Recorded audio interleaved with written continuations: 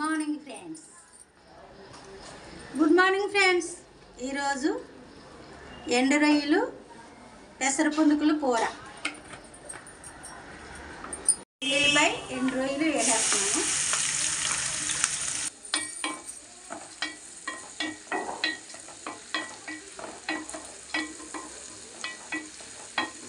ఎల్లుల్లిపాయలు ఎండు రొయ్యలు వేగనివ్వాలి.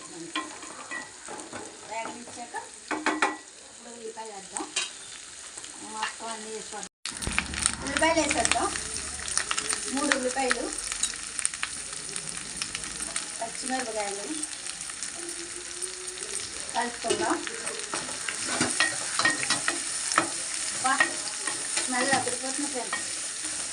అమలాపురం రొయ్యలేమో సూపర్ స్మెల్.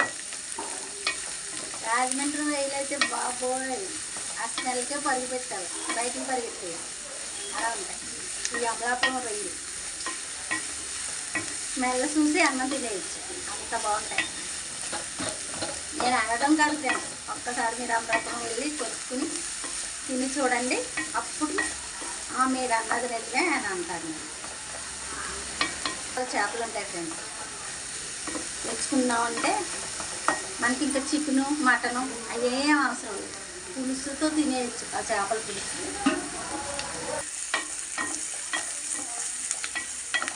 వేగాలి ఫ్రెండ్స్, ఉల్లిపాయలు వేగాలి. ఉప్పు వేసుకుందాం ఫ్రెండ్స్.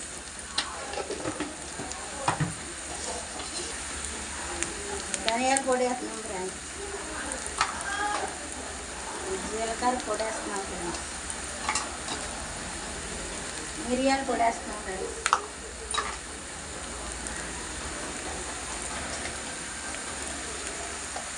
పసుపు వేద్దాం ఫ్రెండ్స్. కారం వేద్దాం ఫ్రెండ్స్. 1.5 వేద్దాం ఫ్రెండ్స్. ఇది కొత్త కారం, సరిపోకపోతే మళ్ళీ వేసుకుందాం. కలిపేద్దాం.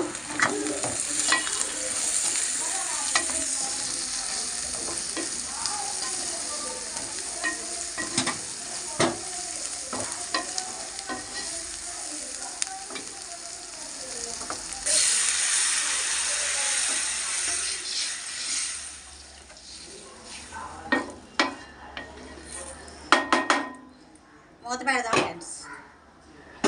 చూద్దాం. చింతపండు పులిపేద్దాం.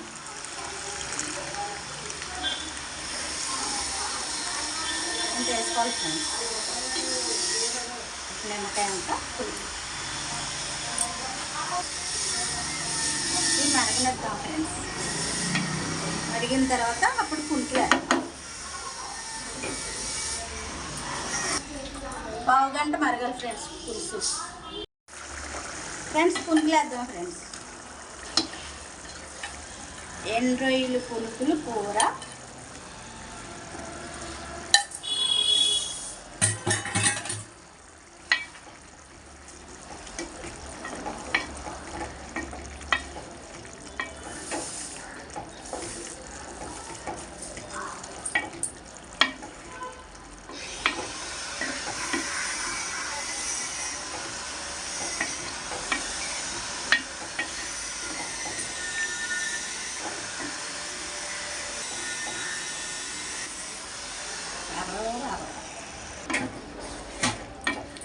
ఫ్రెండ్స్ కొంచెం ఉప్పు తక్కువైంది వేసాను, కలుపుకుందాం.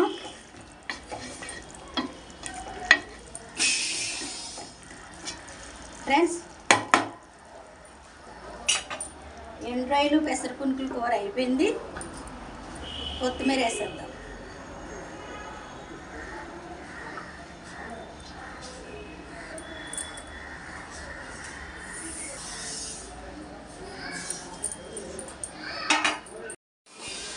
ఫ్రెండ్స్ ఎండు రొయ్యలు పెసర పునుకులు కూర అయిపోయింది. ఇలా మీరు తయారు చేసుకుని తిని తర్వాత నాకు ఒక సబ్స్క్రైబ్ చేయండి. అలాగే ఒక లైక్ ఇవ్వండి. మీ లైక్ నాకు ఎంతో సపోర్ట్ని ఇస్తుంది. అలాగే మంచి మంచి కర్రీస్ అన్ని చేసి SDV సాయి ఛానల్ అని ఉంది, అందులో పెడతాను, చూద్దిరిగండి.